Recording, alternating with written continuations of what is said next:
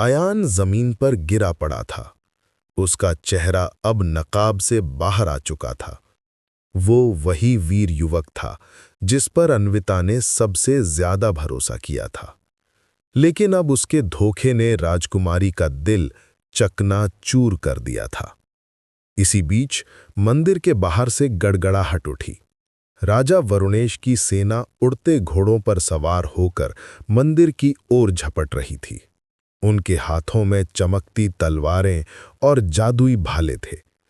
मंदिर का आकाश काला हो गया, मानो आसन्न युद्ध की आहट हो। अन्विता ने टूटे दिल के बावजूद अपने आंसू पोंछे और तलवार थाम ली। उसके भीतर अब सिर्फ एक संकल्प था, अमृत किसी अत्याचारी के हाथ नहीं जाने दूंगी। सेना के साथ स्वयं राजा वरुणेश भी आया। उसका चेहरा गर्व और घमंड से भरा था। वो गरज कर बोला, राजकुमारी, ये मंदिर मेरा है और अमृत भी मेरा होगा। तुम्हारा विद्रोह यहीं खत्म हो जाएगा। अन्विता ने बिना डरे उत्तर दिया, पिता, आज मैं आपकी बेटी नहीं, परीलोक की सच्ची रक्षक हूं, और रक्षक कभी अत्याचार के सामने झुकता नहीं। इतना कहना था कि युद्ध छिड़ गया। उड़ते घोड़े आकाश में टकराए, उनकी टापों से बिजली सी गूंज उठी। सैनिकों की तलवारें टकराईं और जादुई फलों की चमकते बगीचे में आग लग गई। मंदिर के द्वार पर पत्थर के रक्षक जीवित हो उठे और आक्रमणकारियों पर टूट पड़े। अन्विता ने अपनी तलवार से कई सैनिकों को रोका, लेकिन सेना विशाल थी। वो अकेली लड़ते लड़ते थकने लगी। तभी युद्ध भूमि में एक नया साथी उतरा। उसका नाम था अग्निवीर, परिलोक का एक बागी योद्धा, जिसे लोग गुप्त रूप से जनता का पुत्र कहते थे। उसके पास था एक जादुई भाला जो आग की लपटों से जल उठता। वो गरज कर बोला, राजकुमारी, आप अकेली नहीं हैं। आज से आपका संघर्ष मेरा संघर्ष है। अन्विता और अग्निवीर ने मिलकर राजा की सेना को रोकना शुरू कर दिया। उनके वारों में साहस और न्याय की चमक थी।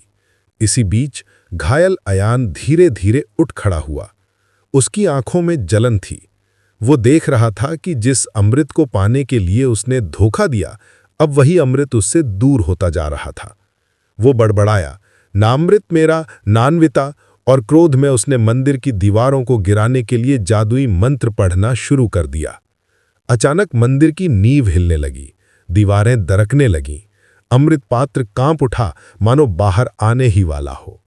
दीवारें टूट रही थीं और भीतर ज्वालामुखी जैसी गड़गड़ाहट गूंज रही थी। अयान के धोखे और उसके मंत्रों ने मंदिर की नींव हिला दी थी।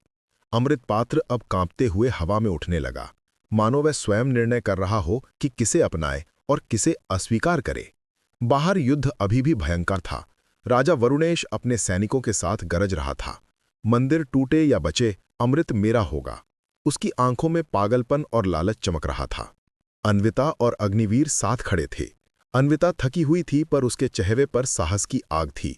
उसने कहा, अग्निवीर, यदि आज हमने अमृत की रक्षा न की तो आने वाली पीढ़ियां हमें कभी माफ नहीं करेंगी। अग्निवीर ने उसकी ओर देखा। उसकी आंखों में सम्मान और कुछ अनकहा भाव था।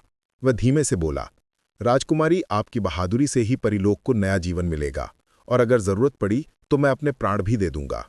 इसी बीच अयान उठ खड़ा हुआ। उसका चेहरा विकृत हो चुका था। प्यार खोया, अमृत खोया, और अब बदला ही उसकी आखिरी चाह थी। वह पागलपन में चिल्लाया, अगर अमृत मेरा नहीं तो किसी का नहीं होगा, और उसने अंतिम मंत्र पढ़ा। उसी क्षण मंदिर की छत टूटकर गिरने लगी। भीतर से आग और धुएं का तूफान उठा। अमृत पात्र तेज रोशनी में बदल गया और आकाश में घूमने लगा।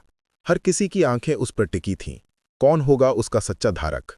अन्विता ने प्रार्थना की, हे दिव्य शक्ति, यदि मेरी निष्ठा सच्ची है, यदि मेरा प्रेम इस धरती और इसकी प्रजा के लिए है, तो अमृत मुझे स्वीकार करे। अचानक रोशनी की एक किरण सीधे अन्विता पर गिरी। अमृत पात्र उसके सामने आकर ठहर गया।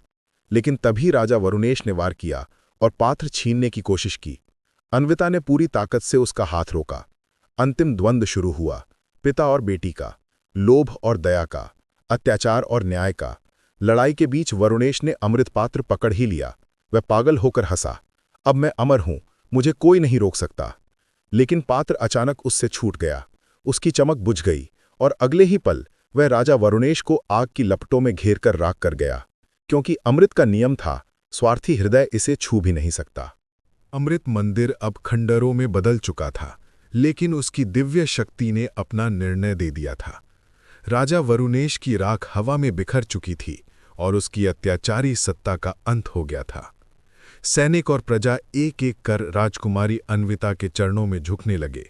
उनकी आंखों में वर्षों का दर्द और आज़ादी की चमक थी। अन्विता ने आंसू भरी आंखों से चारों ओर देखा। युद्ध ने उसे बहुत कुछ छीन लिया था। पिता जिनसे उसे केवल कठोरता मिली, पहला प्यार जो धोखा बन गया, और वो मासूमियत जो अब हमेशा के लिए खो चुकी थी। लेकिन इन सब के बीच उसे मिला था नया विश्वास, नया साहस और अपने लोगों का अटूट प्रेम। अग्निवीर आगे बढ़ा। उसने अमृत पात्र की ओर इशारा करते हुए कहा, रानी, अब ये आपके हाथों में सुरक्षित है। लेकिन याद रखिए, अमृत का अर्थ सिर्फ अमरता नहीं, बल्कि अमर करुणा है। आप इस राज्य को दया, प्रेम और न्याय से सदा जीवित रखेंगी। अन्विता ने सिर हिलाया। उसने अमृत पात्र को मंदिर के गर्भगृह में पुनः स्थापित किया और प्रण किया, ये पात्र अब किसी एक का नहीं रहेगा, ये परिलोक की जनता का है, और जब भी हमारे लोग संकट में होंगे, अमृत स्वयं उनकी रक्षा करेगा। सोने की नदियां, चांदी के महल और उड़ते हुए घोड़ों से सजा परिलोक। अन्विता ने सफेद वस्त्र धारण किए और उसके सिर पर दिव्य मुकुट रखा गया। सारे लोक में संगीत गूंज उठा, मानो सितारों ने भी झुककर प्रणाम किया हो। रानी अन्विता ने अपनी पहली घोषणा की, अब परिलोक में कोई तानाशाह नहीं होगा। हर प्रजा की आवाज सुनी जाएगी। ये राज्य अब डर से नहीं, बल्कि प्रेम और न्याय से चलेगा। लोगों की आंखों में खुशी के आंसू थे। युद्ध की रात से जन्मा था एक नया युग। और वहीं आकाश में दूर कहीं अयान की आत्मा मुस्कुरा रही थी। शायद उसे भी शांति मिल चुकी थी कि परिलोक अब सही हाथों में है। परिलोक ने पाया था एक ऐसी रानी जो तलवार से नहीं, बल्कि दया और साहस से राज करेगी। अन्विता का नाम आने वाली सदियों तक लोक गाथाओं में गाया जाएगा। दयालु और निर्भीक रानी अन्विता, जिसने परिलोक को आज़ादी दिलाई।